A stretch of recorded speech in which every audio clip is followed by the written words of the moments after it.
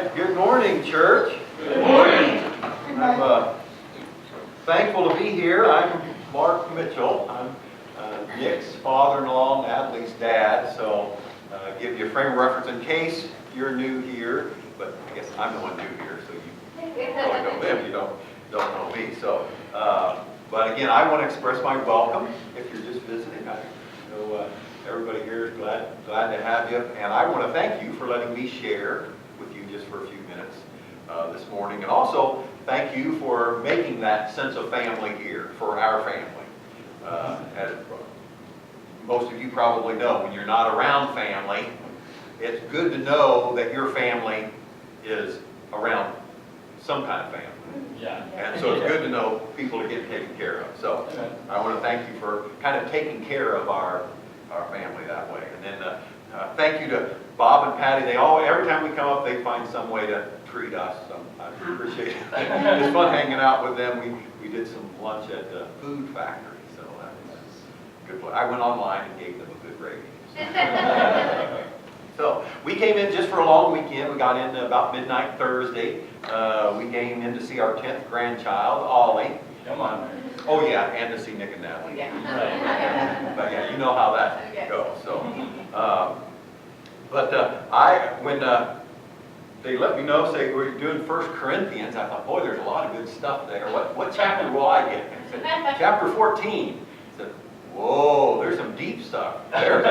So there's a couple of doctrinal things in 1 Corinthians 14, and I thought, I probably best not touch that. And partly because, I don't know, I might do it wrong, I might do it right. I don't know. When it comes to doctrine, it's tough. Okay, so what I'm going to focus on is two guiding principles that are absolutely true. So I'm not going to deal with doctrine, I'm just going to deal with principles that we can live with. And so the context of 1 Corinthians 14, the chapter there is what I call corporate worship. Corporate doesn't mean business-like. Corporate means when the whole church comes together. Yeah. So that's what I mean, corporate worship. That's the context there. But these principles can work in a lot of areas. But I want us to recap 1 Corinthians 1 through 13 first. And again, I don't know, I haven't listened to any of the messages, so I don't know what's been taught. But here's kind of my recap. 1 Corinthians relationships were not godly, they were worldly. And I've got a list of them here. You can see through the different chapters and see, boy, they had all sorts of things going on. Well, this is the way the world does relationships. Yeah. That's the way the church was doing their relationships, the same way the world does. It always had an element of self. Yeah. And when you look through any of these chapters and you see any of these relationship issues, you can recognize selfishness in there. That's what's going on. So, their relationships were messed up. But guess what? We have problems as well. Yeah. All you have to do is look at our country. We were discussing politics earlier this morning a little bit. You know, things are messed up. I don't care what side you're on. Now, you may think only the other side's messed up, but really, if you're honest, it's messed up. When it comes to politicians, that just tends to be it. It's just as difficult. I was a city county commissioner for 8 years, and I thought I went in there like Don Quixote. You know, I'm going to fix this thing, and realize, boy, every time I cut a piece of red tape here, there was somebody on the other side tying 2 more knots. It's almost like the system is set to where even good people can't change it, it seems like. But so there's relationships messed up there. In the city, there's probably relationships messed up. Sometimes in our families, relationships get messed up. We don't like that, but that's the way it is. But hopefully not in the church. We want the church to be that safe haven where relationships are not messed up. Now, granted, they're not perfect, but we're working on them. Yeah. But 1 Corinthians, the church in Corinth there, they were messed up. Okay? Now, they were probably working on them. Paul was going to make sure they worked on them. But their messed up relationships especially became apparent when they came together to worship. Then it stuck out just like a sore thumb. So I think Paul wanted to make 2 things perfectly clear. And the first one is the goal of spiritual gifts is to build each other up. Tongues were evidently the most glamorous gift. back then. Everybody wanted that one. And the ones that had it tended to show it off. It's kind of like the iPhone 10. Everybody wants that phone. You know, that's the cell phone of all cell phones. Although I think, didn't they announce they got a new one coming out? Something like that, an XR or something. So, but you know, and if you got one, you know, when you're using it, you don't just use it down here, you use it up like this. So everybody that's the way the gift of tongues was in the early church. Everybody wanted that one. Oh God, please give me that spiritual gift. And if you had it, you tended to use it maybe at inappropriate times. But 1 Corinthians 14 verse 12, the last part of that verse says, try to excel in gifts that build up the church. Now build up, the word build is oikodome in the Greek, and it means building up, promoting one another's growth in Christian wisdom, piety, happiness, and holiness. That's Paul's direction to us. In the Amplified Version, 1 Corinthians 14 verse 26, says, let everything be constructive and edifying and done for the good of all of the church. That's the goal of spiritual gifts. You have a spiritual gift. Dory, you have a spiritual gift. Bryce, you have a spiritual gift. Every one of you, you have a spiritual gift. The charge to you from Paul is excel in using that gift to build up the church. Whatever that gift is. Okay? Today, while we're here, use that gift. Whatever gift God has given you, use it this morning. That's what we want to do when we come together.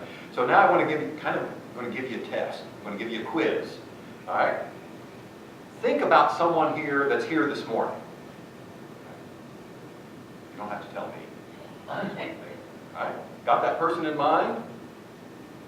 Now, how can you build them up this morning before you leave? That's my challenge to you. That's using your gift in building each other up. Okay? Now, the other principle Paul wanted to get us to get across was worship must never be selfish. Worship is not about me. Worship is about God and me sacrificing myself for you. 1 Corinthians 14 verse 4 says, he who speaks in a tongue edifies himself, but he who prophesies edifies the church. Now, I'm not trying to convince you to go into prophesying. Okay? Again, when it comes to spiritual gifts, you don't get to pick. God picks. So, and most of these spiritual gifts really were first century specific. We have different spiritual gifts today, but I don't know what that is, and it's kind of like you don't get to choose.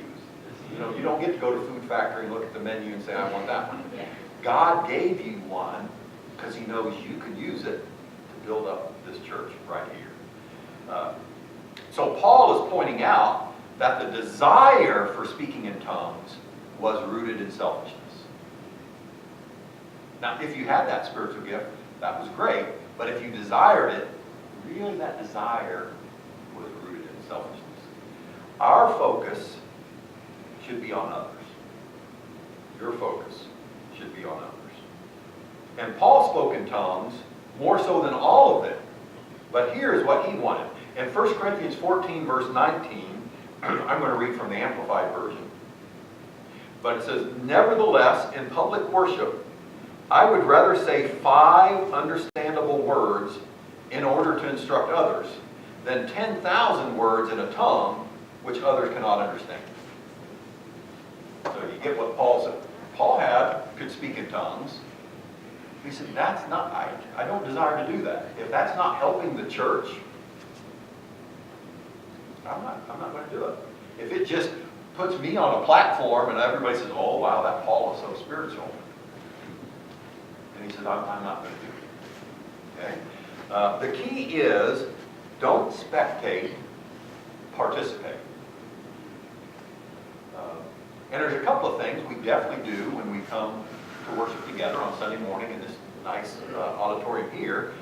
Singing and fellowship. when you sing, sing to God. It doesn't matter what you sound like.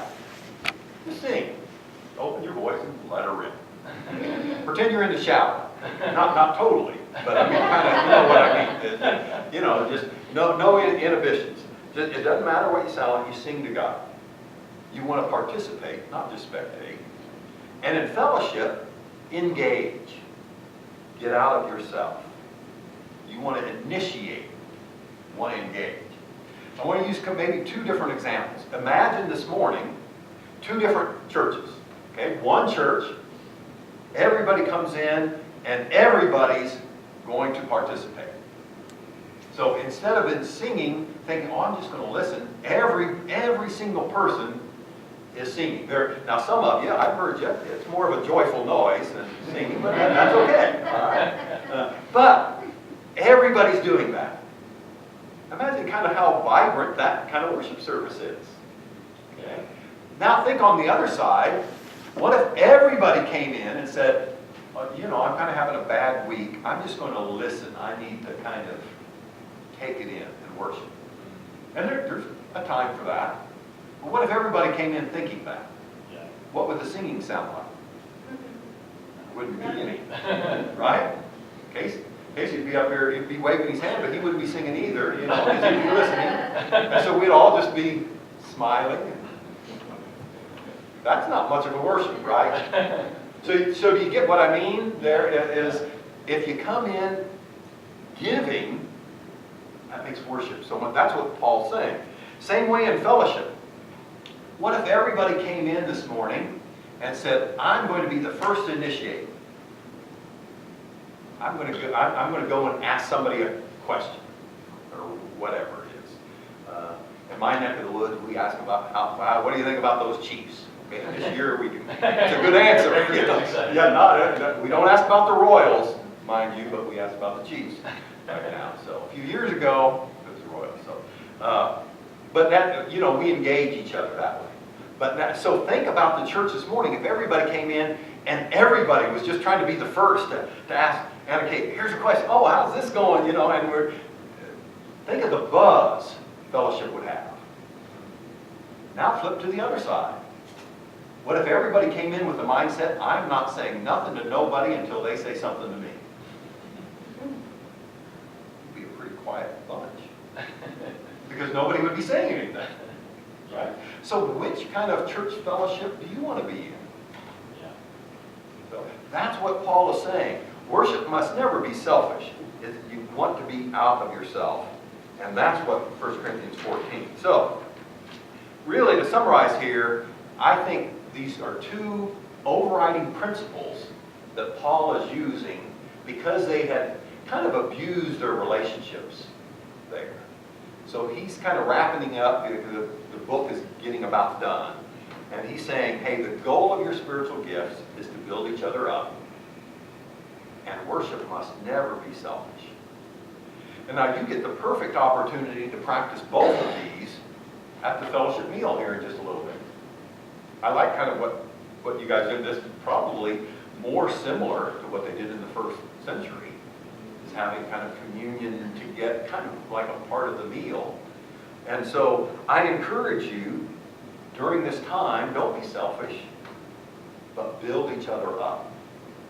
Use this time until it's time to go home to do these things that Paul encouraged the Corinthian church to do. And that's what I think is